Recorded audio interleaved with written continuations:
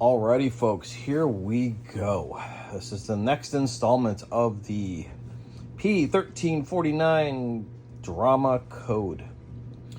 So, even though this is going to be the next installment video, this one will be like all-encompassing. I'm going to start from the beginning and go all the way, hopefully through the end. So, starting at the beginning, bought this car very cheap. No transmission. Well, it had a transmission, but it didn't work. And all I did was flush the transmission 3 times, replace the filter, which was all clogged, and filled it up to its proper level, and it ran great. So I'm thinking, yay, I might have been able to get a halfway decent car out of this. I've been going through the car slowly, taking care of everything, doing everything from things like this, to suspension, to brakes, to body, to interior, everything. Putting it all together. I held off to the very end to put $1,200 worth of tires on it, just to make sure I got all the bugs worked out. After about 2,000 miles, I felt significant improvement in the car and everything was working great, so I decided, you know what, I'll take the plunge and I'll put the $1,200 into the tires. Now that includes the tires, the mounting, the balancing, the taxes, the alignment, all that. So $1,200 for the good Michelins. Well, of course, the car is not done with me yet. So I get the P1349 left bank VVT code. Now, of course, if you've been following and watching all the previous videos, you understand everything that's going on. But for those of you that are watching just this video, P1349 tells you to come in here and change the solenoid here, which of course I have out on this side. All right, here we go on the first measurement. So the plastic gauge stayed with the top measurement, but it went with the VVT on the bottom. So for the top,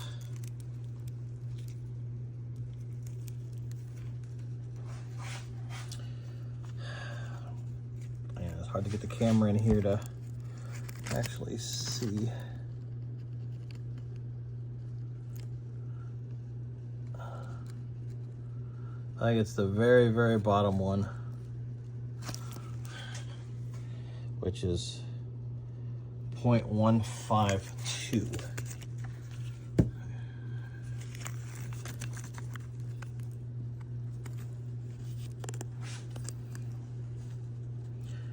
I'm sorry, this is pretty tough to do, but that's what I'm getting, 0.152.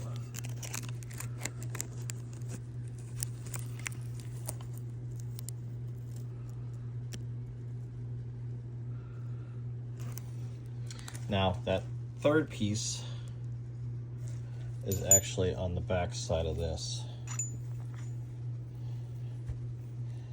So that's right there. So maybe this will be a little easier.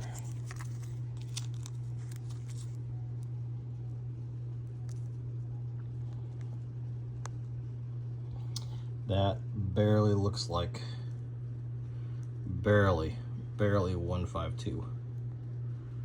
So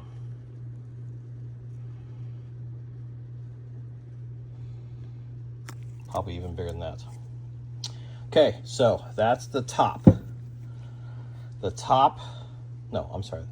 Yes, the top. That's from the cam cap side. Now this is the distance between the VVT and the actual head. Now this looks a little bit more smooshied, so that would be a good thing.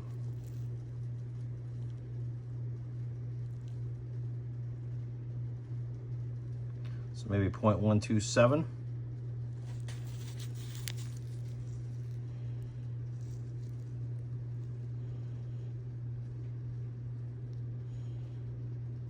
Maybe 0.102.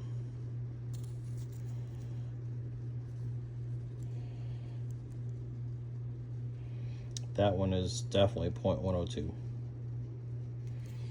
All right, and that's the most outer one. So as I would suspected, This one is more worn here. This is the worst, this is the better, and this is the best. So this is 0.102. And this one here is, got a, what is that? It came off, okay. Oh, that's the actual, that's the plastic gauge. So 0.102. So this one's the best, this one's the worst. But they're all out of tolerances. Barely. 0.99, I think. Yes. 0.99. So 0.99 is the maximum. Is 0.99? And I'm showing 0.102. So yeah, okay, whatever. And honestly, the only thing it's going to do is going to relieve a little bit of pressure. And that's what I truly think the problem is. That the pressure is blowing past these and not being able to pressurize the VVTs. Now, I took this apart. That's a big no-no. I don't know if I put it back together again. Why is it working when it's cold and not when it's hot? First is, it's, you know, I'm using 10W30 weight. So it's 30 weight when it's cold, so it's thicker. And then 10 weight when it gets warmed up, so it's thinner. So maybe. Also, don't forget now, when metal heats up, it expands. So could that be causing it? I don't know.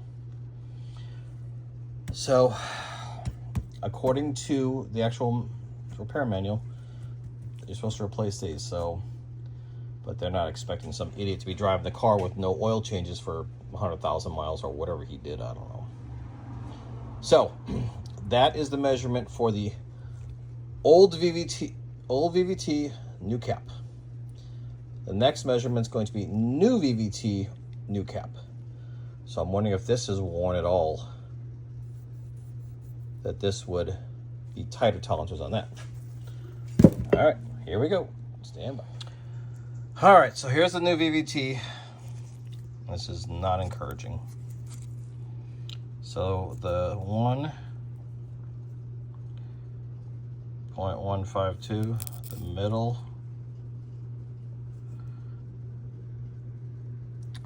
0.152,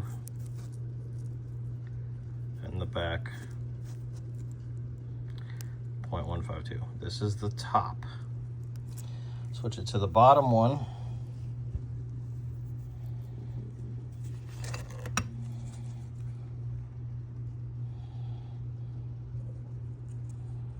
And they are all about the same. So, while I enjoy the fact that they are all the same top and bottom, unless I'm reading my paper wrong and I got the wrong specs, these are out by 50%. 50% over the actual max allowance. So double, I'll just call it double. So to me, that means the head is bad to a certain extent, because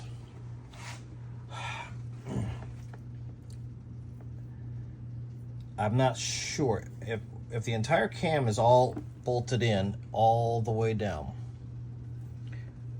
how is that going to affect the it's not going to be able to bend the shaft much to take up the clearance on that.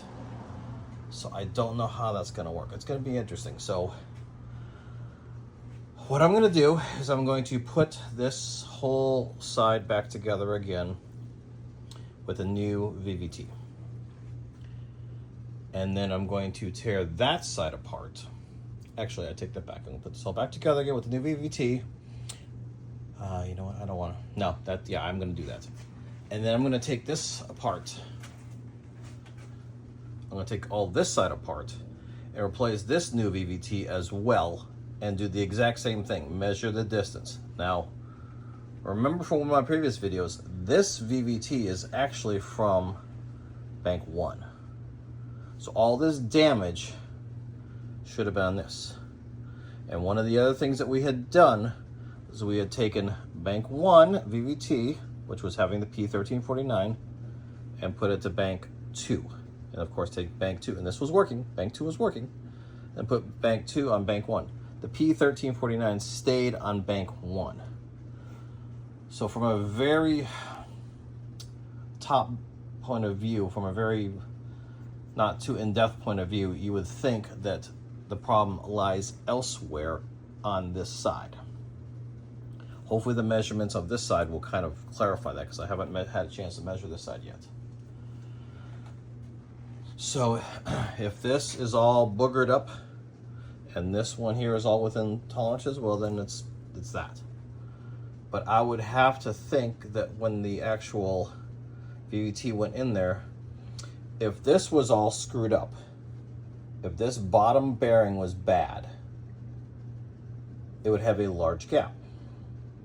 And then the top bearing, which is bad, would have a large gap.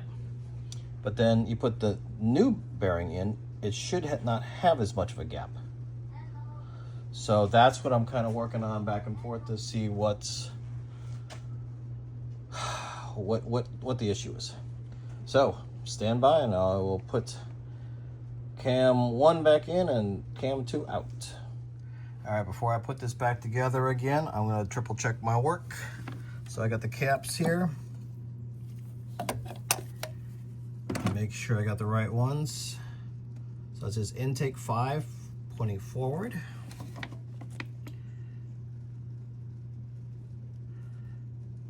See, I already screwed up. 2,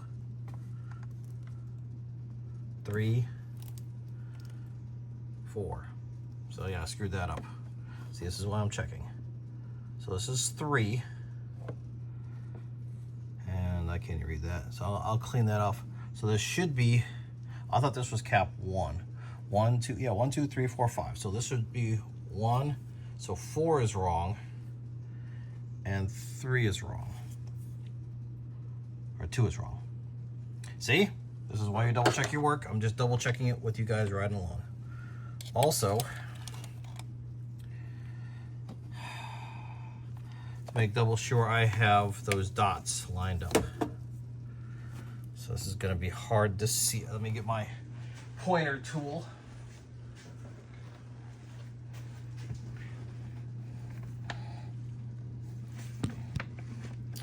So actually I'm going to focus in on the mirror so you can see on the mirror, hardly.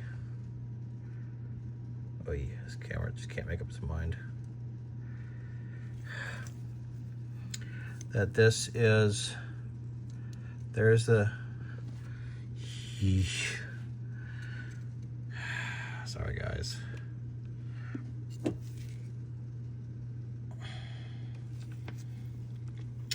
So anyways, I can definitely see it.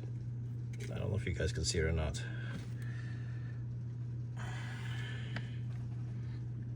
There's 2 dots right here. 1, 2.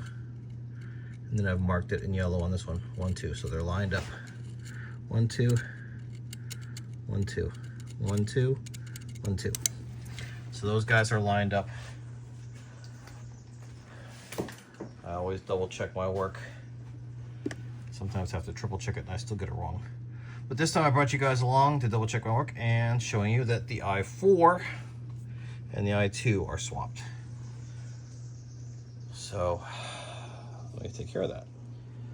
So I changed the solenoid with new ones. Now these are aftermarket, not factory Toyota, Lexus, whatever. Thinking, oh, okay, well, I'll just buy, I bought a pack of 2, so I'll just replace them as a pair. And that did not fix it. So then I went a little bit further and I started looking into it. I triple checked the timing. The timing's all good. And according to the manual, if you actually energize the solenoid instead of using the plug, if you actually energize it directly, When the engine's cold, it bogs down. That means that the timing is retarded. And then that's for higher RPMs. But because the engine's at lower RPMs, the engine starts bogging down. And then when you release it, then the timing comes back into the more advanced position, and at a lower RPM, that's better for the engine, so then it recovers. So I had gone into here initially, and you can see I've been doing some cleaning. That one's obviously clean, but it was pretty gnarly, pretty gunked up. It's a lot better now with me doing a lot of cleaning on here and running through other stuff. But I took off the VVT solenoid. I took this off, and Toyota says do not open it. Under any circumstances, do not open that. Well, I opened it, and there's a whole bunch of videos going back. You can look at that and see those videos that are talking about that, just pulling everything apart in there. Completely caked in carbon buildup crust, really, really bad. So, was this the problem? I don't know. But when I took it apart, the top cap of the number 1 had to come out. And you can see this is chewed up real bad. Next to it is a good one. So you can see the cross hatching and everything here, and this is just trashed.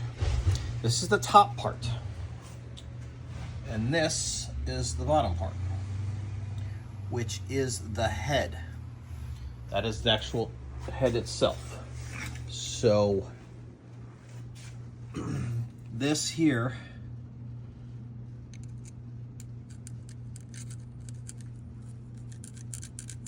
is supposed to be super smooth for the cam. Obviously it's not.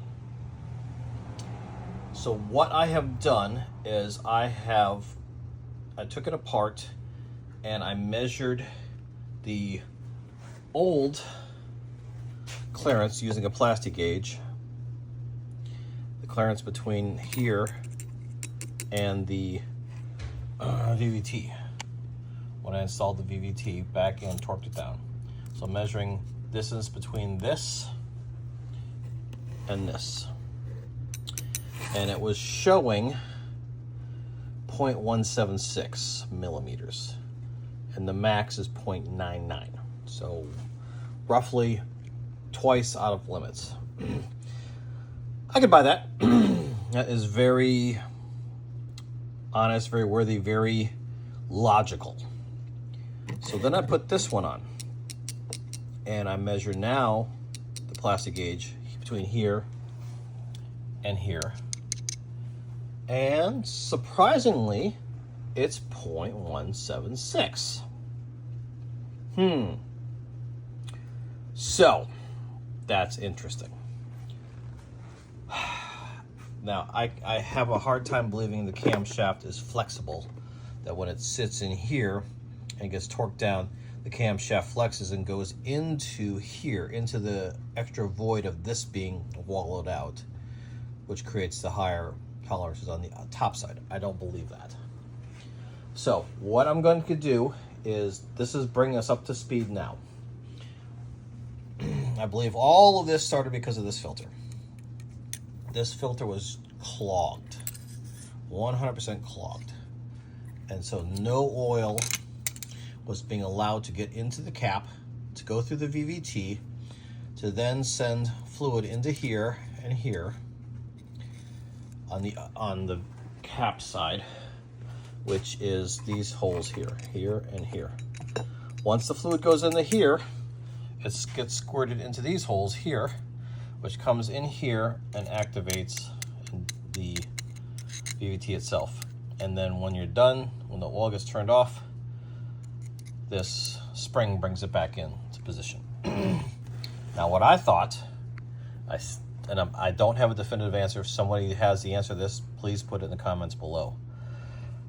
I thought that at low RPM, the solenoid is not engaged, and the oil would flow out of the cap. So it actually flows into the cap from here, and it would be directed out here. And then at higher RPMs, it would activate and then get redirected into here, which would push this down, push this into here, and technically it's shoving that gear back, which rotates this.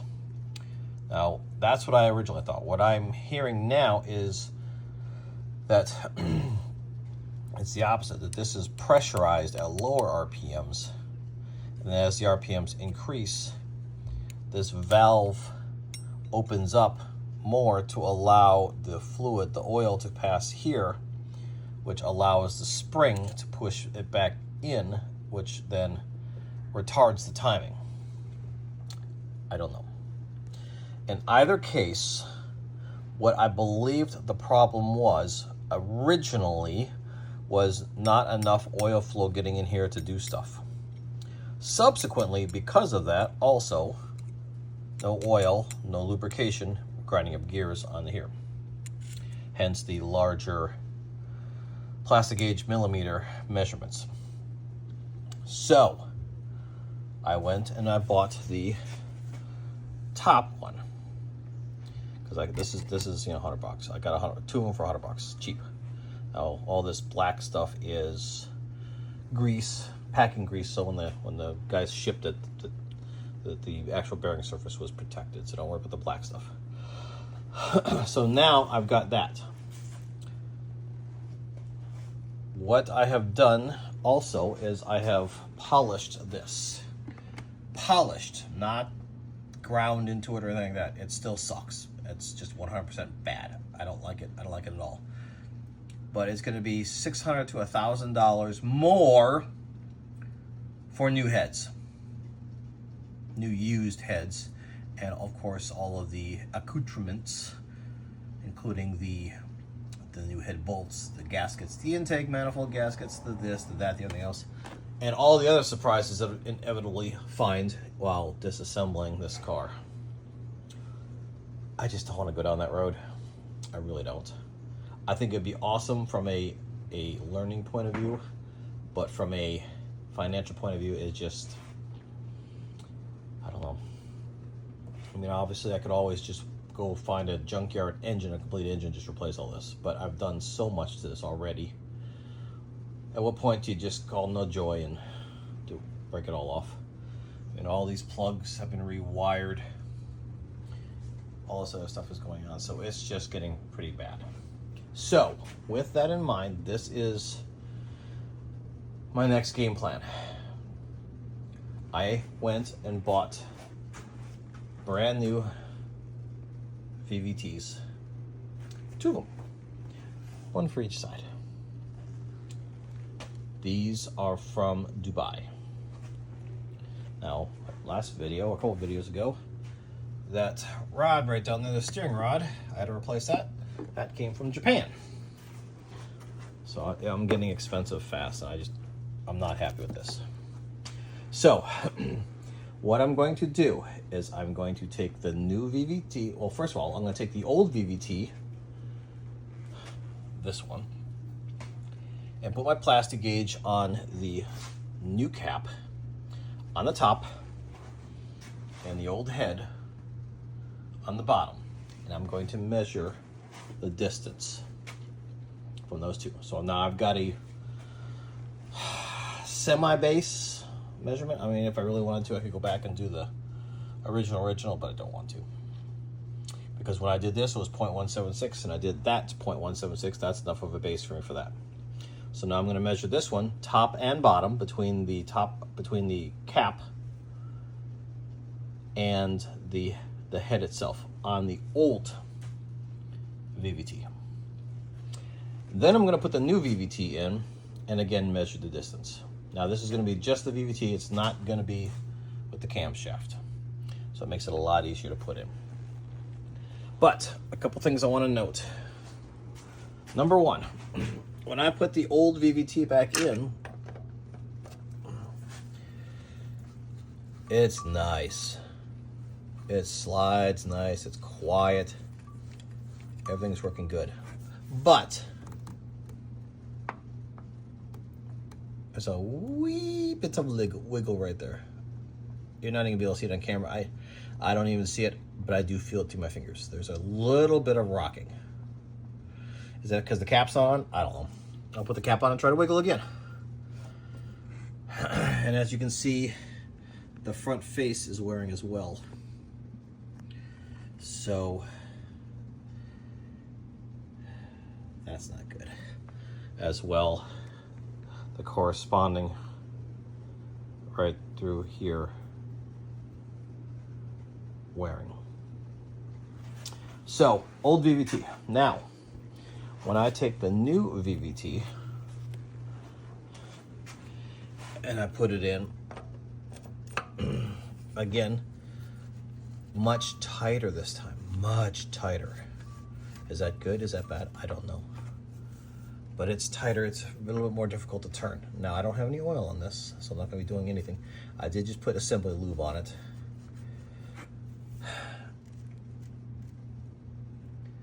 And it has an itty bitty little rock in it still. So, step one, old VVT, new cap, measure the distance. Take that apart. Step two, new VVT, cap, measure the distance, just to see what it's like. So that's what I'm gonna do. Stand by for the results. All right, so now I've got the VVT back on to the camshaft. Now, just making a quick video to show you that the previous VVT, I had to use this long extension, pry bar extension, to get the VVT to move. Now watch this, with one hand, I can move it. Well, make a liar out of me. Well, anyways, the point is that it was moving very easy. Very easy with the new VVTs. So my logic is, if the VVT wasn't the actual fault, but is a contributing factor, the old one, with the carbon buildup, and the fact that the bearings are blowing out, which is allowing the oil pressure to escape the sides, maybe the new VVT, which is much smoother, does not need as much pressure to operate. So that maybe we can extend the life of this car for another 50 to 100,000 miles. That's my thought process. If not, either new heads or throw the car away. Be curious, what do you guys think? This car is worth, I would say, $6,000. Maybe $6,000 in good running order. I've gotten way more than that into it, but it's all done. It's all done. You go buy a $6,000 car nowadays, it's going to need a whole bunch of work. So, do I spend the $500 to $600 for the new heads?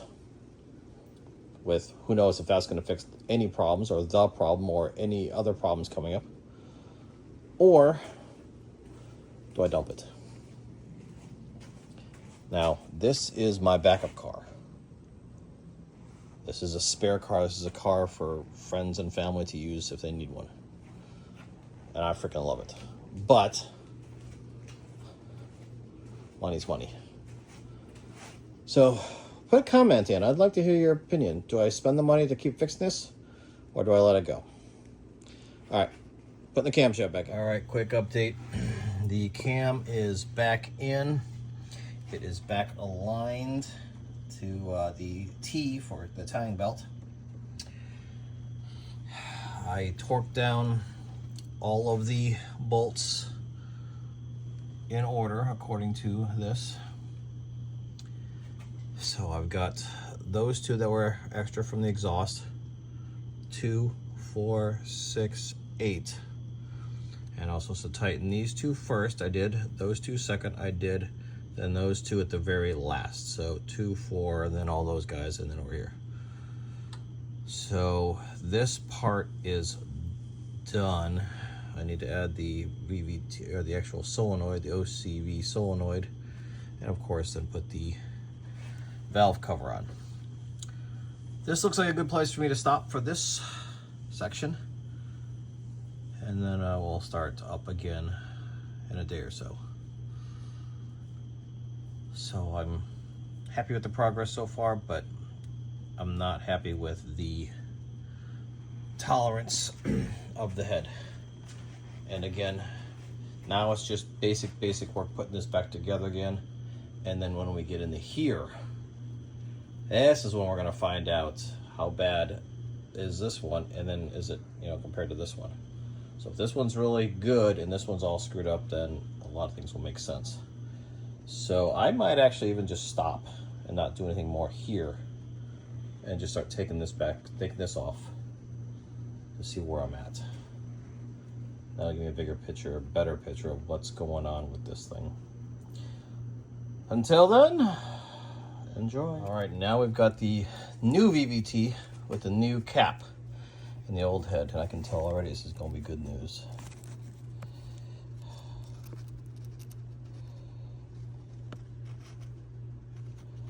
That is 0.51, 0.75, 0.51. This is the top of the VVT, so this is the cap side. And then this other one over here, this is the actual head side. 0.76, possibly 0.51, 0.51 there. That's about 7.6 there. But that is well within tolerances right there.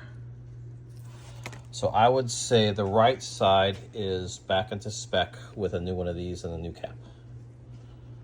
The left side is not. So the left side is out of spec, which is causing the problems, which I believe the oil is blowing by the sides.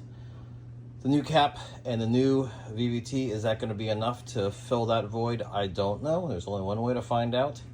But now that I've got this far, and I've done all my research, I've got all my parts, I should be able to put it back together again, and we'll see what happens. So, long story short, 2 new VVTs.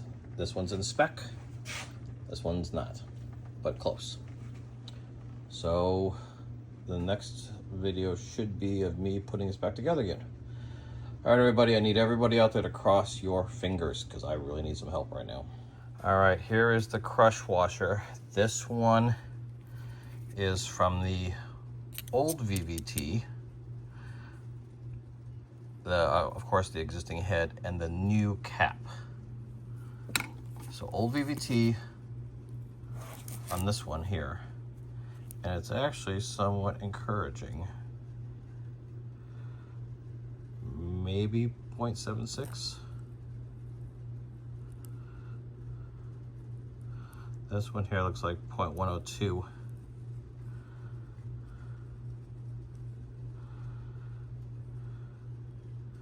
So this looks at the top end of the range, but it's in the range.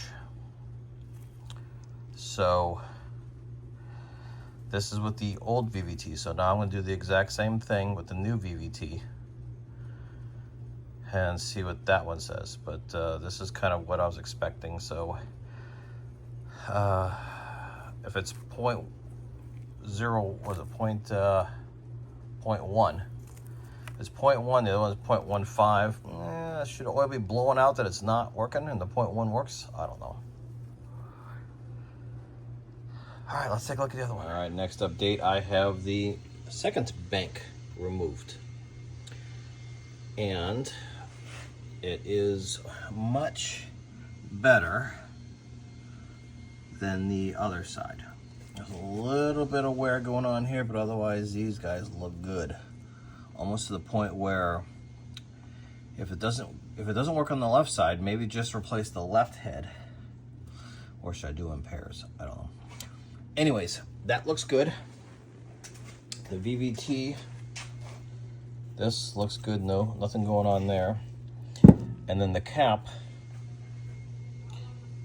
it looks good as well, but there is a pretty good gouge right here, all through here. But these look much better than the previous one. However, I took this apart and I cleaned it. I cleaned this, and now look. If I get this in the sunlight, it's all clogged again. Why are these clogging up?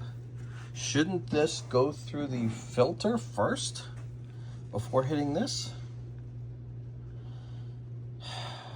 I'm not taking this apart every 2,000 miles to see if this is clean.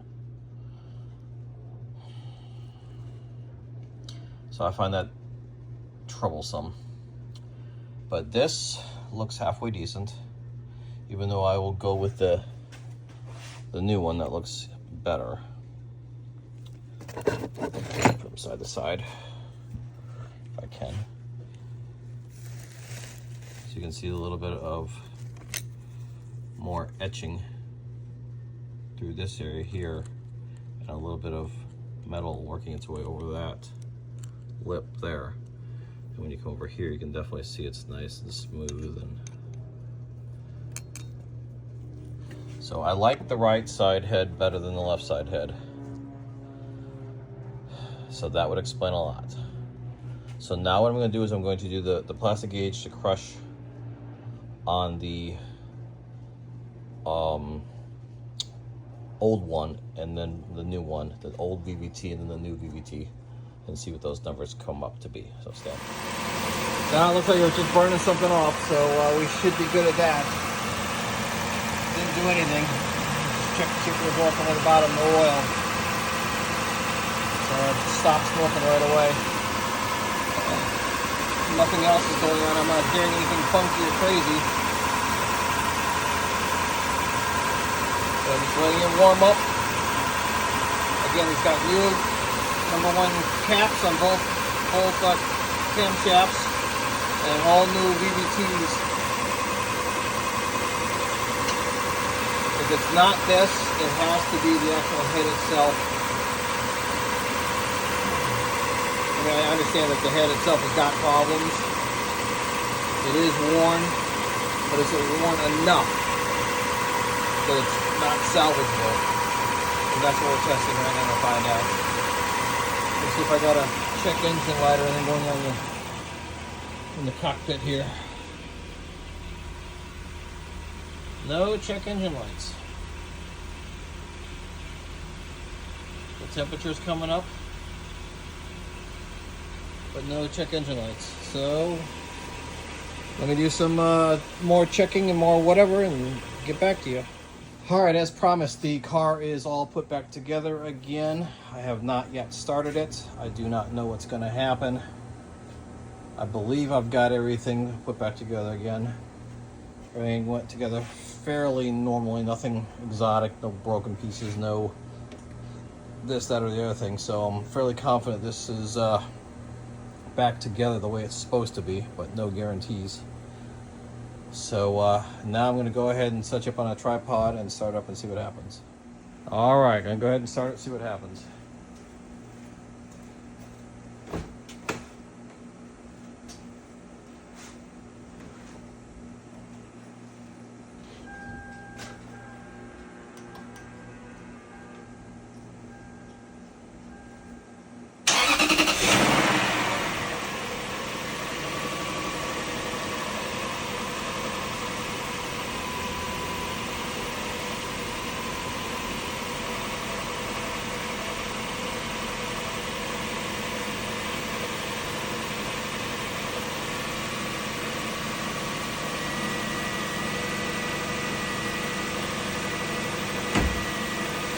All right, so far so good. No big huge puffs of smoke out of the back.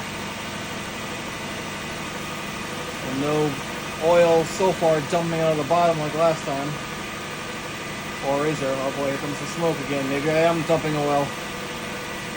All right, let me get back to you and check on that. Stand by. All right, so we're back from the test drive, and believe it or not, it actually felt pretty good. Initially, something was going on, something was hesitating. Whether it's the brand new VVTs not actuating directly, or fluid not getting pumped where it's supposed to be at, or something, I don't know. But after I revved it up pretty good, 3, 4, 5,000 RPM. By the 4th or 5th time, it actually started smoothing out really nice. So maybe it just needed to exercise it. So again, we've driven it quite a bit. I've stopped quite a few times to turn the car off and back on again. No check engine codes, and furthermore, the engine ECT 0. Every time I would drive this, it would get a pending code for that. Pending, pending, pending. So I'm thinking that this might have fixed it. So thank you all for crossing your fingers for me. But this may have, I don't want to use the word fixed it, but maybe has prolonged the life of this engine a little bit longer before it really needs more work or the junkyard, one of the two. But I think I may be at a point where this is, I don't want to use the F word, fixed, but it might be able to be driven for a while instead of taking up my garage the whole time. So I'm gonna go ahead and call this fixed for now, and just drive it a whole bunch more and see if I get this code again. Thank you all, and wish me good luck on this. So just some final thoughts, and to sum everything up, I believe the problem was the lack of lubrication due to the screens being plugged up because of the large amount of carbon buildup, because the previous owner did not change the oil.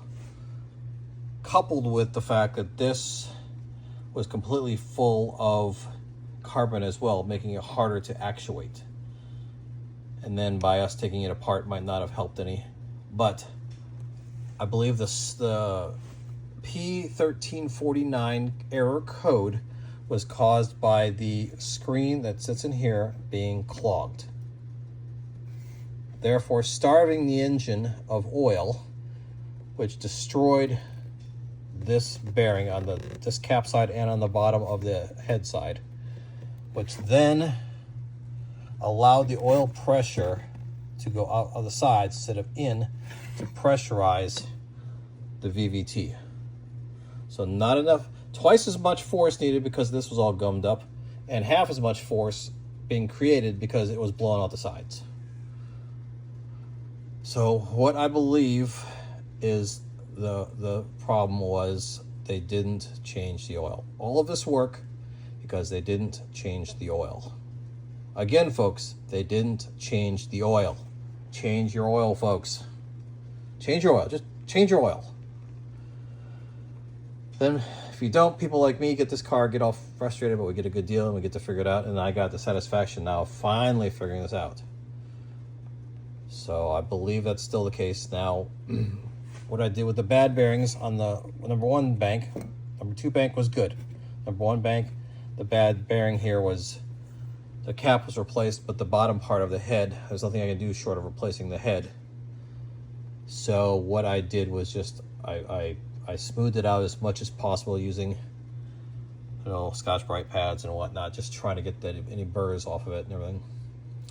And hopefully that's going to be enough to allow the oil pressure to activate the brand new VVTs. So what I'm going to do now is call it quits on this and clean up my mess. Holy cow. Like 6 different projects going on in here. That's how life is. You guys know that.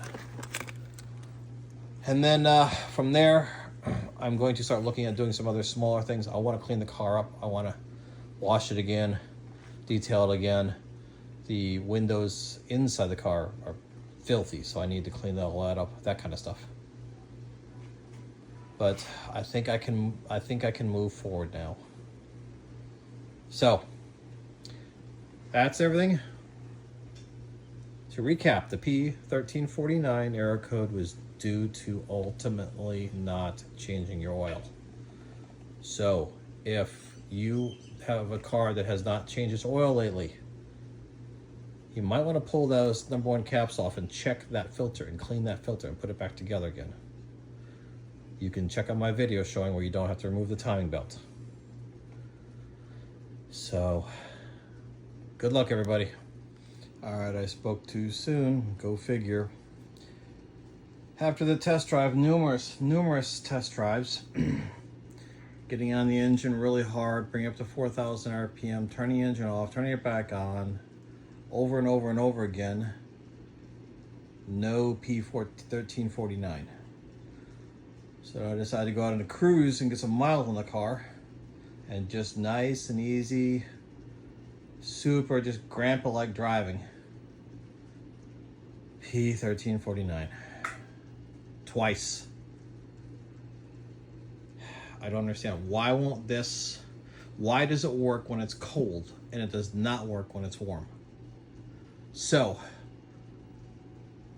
I'm gonna finish this video series right now. I'll start another video series. I'm going to take the oil filter housing, that thing that sticks out that's got that number 8 looking O-ring that I've already replaced. Take that apart and inspect that really well, make sure everything is good with that. And then from there, I'm going to drop the oil pan again, make sure the oil pickup tube is not clogged. And I think with the oil pan off, I can gain access to the check valve, to the oil pump check valve. And then I'm going to take that out and check that as well. But no, so far all the work I've done has not fixed this problem. So more to come, yay!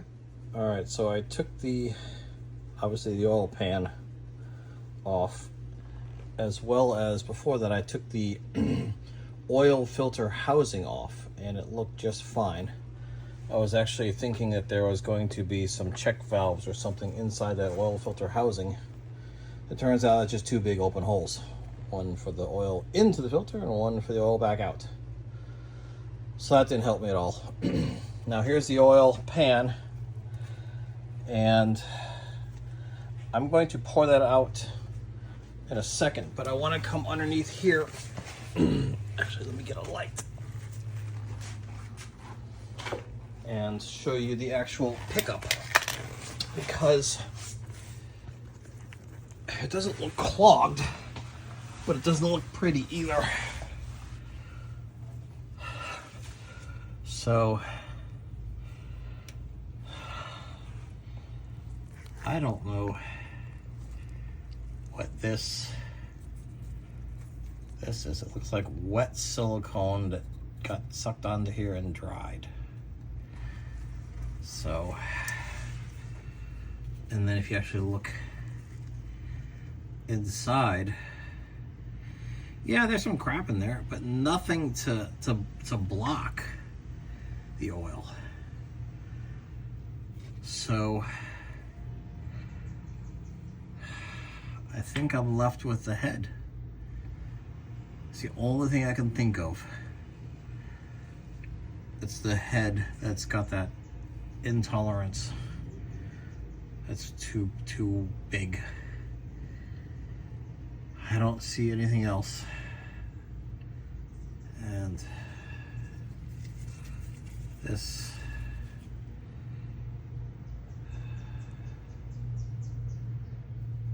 I can't really get my light in there and the camera at the same time.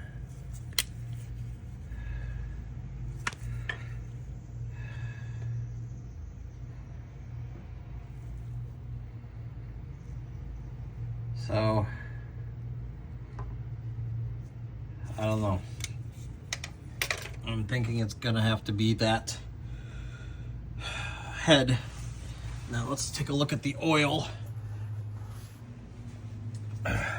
because the oil is not all that pretty either.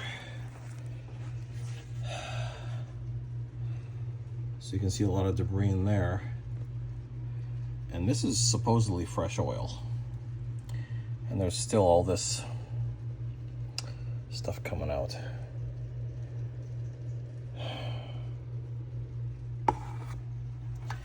what is this?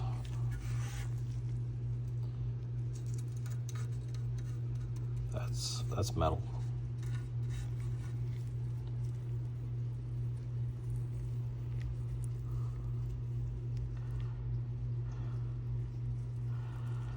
That's metal.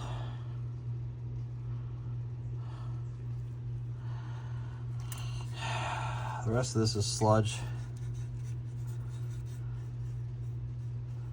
So there was just that one piece. Just this one piece right here. If it's just one piece, I'm not too worried about it. But if it's tons of whatever little stuff, and there's little stuff in here, but this is like carbon, so it breaks up in my hand. So overall, it's, to me, it's an oil pan.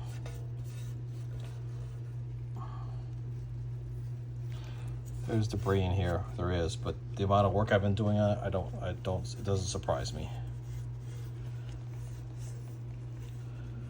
So, yeah, these you know, these are just silicone. I don't see oil. I mean, I don't see metal. Well, there might be some flakes in there. Let me see if I can do the sparkle test.